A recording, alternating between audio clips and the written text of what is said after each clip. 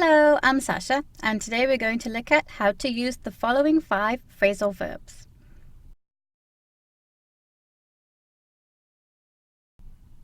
The phrasal verbs we are going to be using today are back out, bring back, check into, divide among, and hang out. Let's take a look at an example situation. Let's say you are going on a trip to Spain and you are telling your friend Steve about your travel plans. Hey Steve, guess what? I'm going to Spain next week with Adrian and John. Nice. What are your plans? Well, after we check into the hotel, we are going to explore the neighborhood. The next day, we are going to rent a car, drive to the beach, and just hang out for the day. After that, we are going to see a flamenco performance and the La Sagrada Familia. Sounds great, but it all sounds pretty expensive. How could you afford it? We booked one big hotel room to share, and we divided the fee among the 3 of us.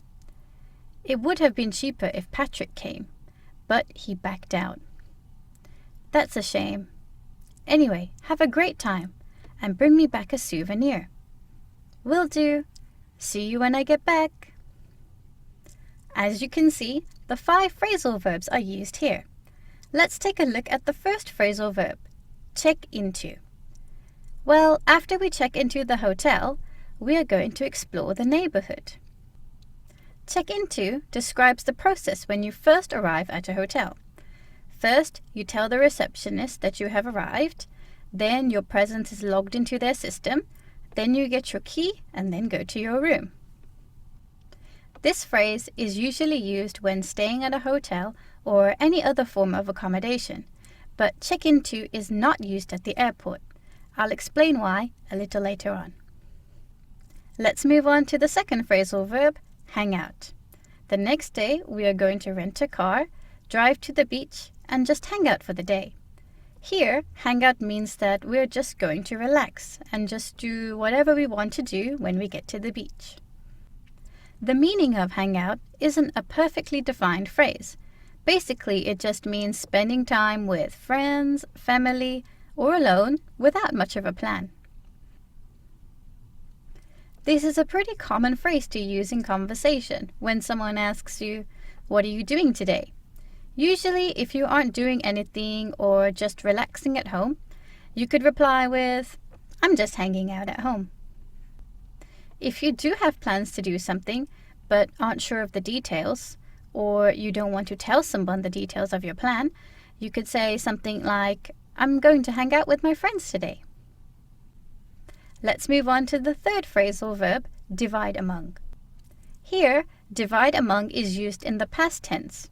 It means to split a single thing into multiple parts. In this sentence, we are sharing one hotel room, so the price of the one room is split between 3 people. When using divide among, you put the item to be divided between divide and among. Who it is divided among goes at the end of the phrase.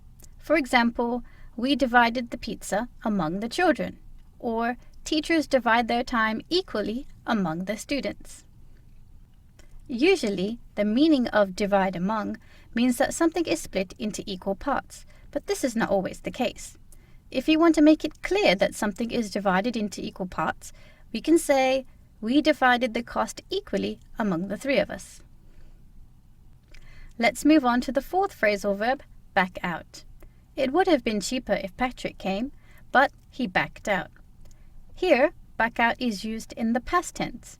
Back out means that you agreed to do something first, but later you changed your mind and didn't do it. In this situation, Patrick is another friend who said he was going to go to Spain too, but he changed his mind and decided he didn't want to go. Back out is usually used to talk about plans or promises that people make but they do not keep. For example, I made dinner plans with my friend, but she backed out.